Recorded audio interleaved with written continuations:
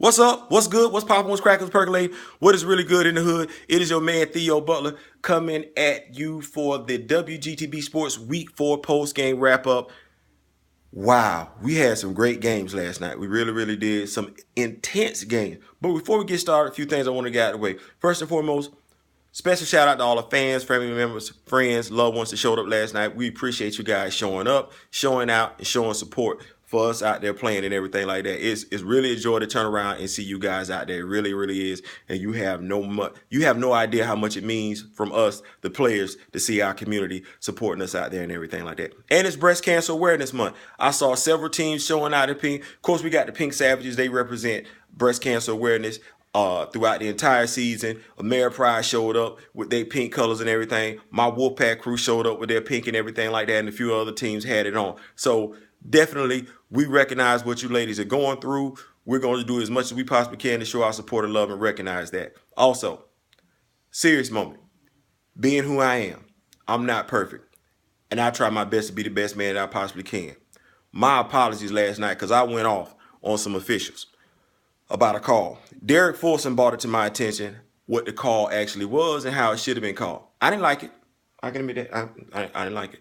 But at the end of the day, not only was I wrong, but I was loud and wrong. So my apologies to those officials who were on that field. My apology to Telly Buckles. Hey, I made a mistake. I was wrong. I hope you guys can forgive me. Going forward, I'm going to do my best to keep my mouth closed, regardless of how I feel about the call. There it is. But let's move on to these scores from last night's matchup, shall we? Let's take a look over here. We had number one against number two. Number one against number two. Ramrod against Black Magic. We're going to come back to that later. We had Bortles and the fellas and the Pink Savages. Both these teams were winless. Somebody had to win. And in a close game that went to overtime, Bortles and the fellas got scored on by Pink Savages, threw a pick in overtime, which resulted in them losing the game. But I tell you what, these guys, 13-19. Now, I'm going to tell you why that's such a shocker to me. One, Bortles and the fellas have been struggling. Two, Pink Savages have been giving up a ton of points. But they've also been scoring a ton of points. I don't know what Bortles and the fellas did. I wasn't there to observe the game. But obviously, the high-power offense that Pink Savages brings to the table, Bortles and the fellas shut it down. TA, I don't know. But on the flip side, your defense, which had been giving up a ton of points, did keep that contest close, resulting in a 19-13 overtime win for the Pink Savages against Bortles and the fellas. Also, we had Real Talk against Ameriprise. I told y'all last week that I was picking Ameriprise over Real Talk. Wasn't nothing personal, everything like that. I can see what be going on behind the scenes. I like Rick as a quarterback. I like the older vets on his team. Pretty much they have the same continuity that Black Magic has. They just don't have the same type of athletes that Black Magic has. So with that being said, Real Talk lost to Ameriprise 27-13. Now that game was pretty close at the half, but Rick and the fellas were able to pull away at the end. So we see some things here where number 5, Ameriprise took on number 4, Real Talk. Head-to-head matchup. Flipped it up real nice. Then we had number 3 Wolfpack against number 6 Shake and Bake in a game that I didn't think was going to be that close. Not as close as it was. And we almost made a boneheaded play down there at the end, which could have resulted in us losing. 40 seconds left to go on the clock. We throw a pass. We as a team have to do better about clock management and making each other aware of what's going on down in distance and clock play so that we don't make mistakes at the end. But the Wolfpack were able to pull out a 13-6 victory over Shake and Bake. Now, I called out the Wolfpack defense last week because they had been giving up over 20 points a game. They shut it down, only gave up 6 points. The Wolfpack offense, which had been the strength of the team, struggled mightily. Those issues have to be resolved. The team is dropping passes for no reason, not converting big plays and everything like that. The offense has to step up. I know I shouldn't probably be getting on the offense after the games that they played, but last night was a lackluster performance, and I don't know whether that has something to do with the defense that Shake and Bake played or whether the Wolfpack offense just did not come to play. But hopefully next week, both offense and defense for the Wolfpack can be on the same page. Now, that brings us to our game of the night, which featured number 1, Black Magic, against number 2 Ramrod. Okay. You know, I ain't really want to pick nobody last week. I was like, every time I pick against Ramrod, they win. I was like, I'm not really going to do that. But I was like, if you're going to do this, you're going to take it seriously, you got to pick. So, what did I choose? I chose Black Magic to defeat Ramrod. And defeat Ramrod, they did 25-20. What does that tell me? Stop sleeping on Ramrod. That's a legitimate team. That is a legitimate team. They put up more points on Black Magic than the Wolfpack did. And they kept it close.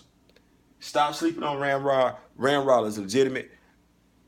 Some people that pick Wolfpack to be number 3, but I'm going to tell you like this. I'm going to keep Ramrod number 2 for no other reason than, aside from Pink Savages, they played Black Magic the toughest this year. So, how does this go? How does this look? Let's take a look at this board. Borders and Fellas is number 7. Remember I said this board goes through changes every week. We're going to keep the top 3 teams where they are. Number 1, Black Magic. Number 2, Ramrod. Number 3, Wolfpack. I don't see any reason why that should change. Wolfpack and Ramrod have the same record. We'll see if that holds true up until the time that they finally meet. But for right now, those 3 are going to stay the same. Real Talk fell against Ameriprise. So we'll do this.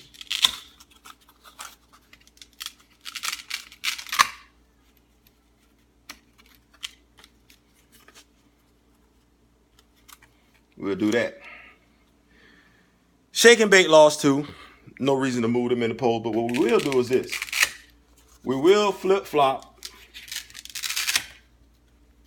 Pink Savages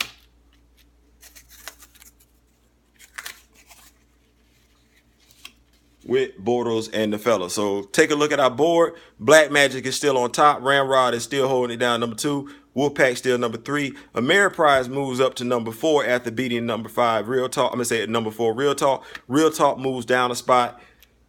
Shake and Bake stays where they are. Pink Savages switches spots with Borders and the Fellas. Shout out to some individual players last night. I saw Kenny doing his thing. Kenny Miller doing his thing. Nice pick off and everything like that. Rick, your brother, I keep forgetting his name, man. It's just because he really don't talk that much, not as much as he used to. But your brother came up, put some big plays in for Ameriprise last night. Shout out to Black Magic doing their thing. Feeney, you scored a touchdown. That's what they're saying. Feeney scored a touchdown. Big shout out to that and everything like that. The Wolfpack, they only scored 2 touchdowns. Them Georgia boys, I ain't going to call their names, but them Georgia boys scored them 2 touchdowns last night. This team right here really needs to become as diverse as possible. They have a lot of talent on the offense. You got to spread it around so the teams don't start just keying on individual people. Real Talk, you got talent. You guys got to get it together. Quarterback situation, throwback situation, defensive situation. Y'all got to get that handled. Shake and Bake, Jason Kellogg, you guys got a great offense, and that defense played some tenacious football last night. So just keep doing what you do. Also, send me a shout out next time your band is playing. I really want to come check that out. Pink Savages, TA, you and the guys finally got on the board. You got that much needed victory last night. Regardless of how you got it, and that is the only thing that matters. So it's on the bigger and brighter things from there on in. Borders and the Fellas, hey, you guys struggled, but you guys are getting better and better every week. And what you have to look at is like this. It's not winning the battle that counts. It's about winning the war. And I can see you guys definitely getting better week after week after week. So, it is hard being a one-man band. That's my time. WGTB Sports. I'm Theo Butler. We're going to tune in next week for the Week 5 preview. Matter of fact, let's take a look and see what we got going on right here. Next week, the Wolfpack play Borders and the Fellas at 6:30. The Wolfpack going to show up and they're going to play down to their competition. Borders and the Fellas going to continuously improve. We shall see. Real Talk against Black Magic. Number 1 Black Magic against number 5 Real Talk. Wow. Not even going to discuss that. Not right now.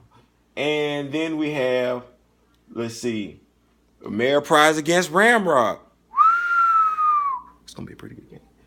And from there, we have Pink Savages against Shake and Bake. Like I said, I'm not going to discuss those games right now. However, I will do so on Monday. It's supposed to be a holiday. Is that it? Are we out of school on Monday? FSU, FAMU, TCC? Are we out of school? Somebody let me know. That's my time. WGTB Sports. Theo Butler. I'm out. Peace.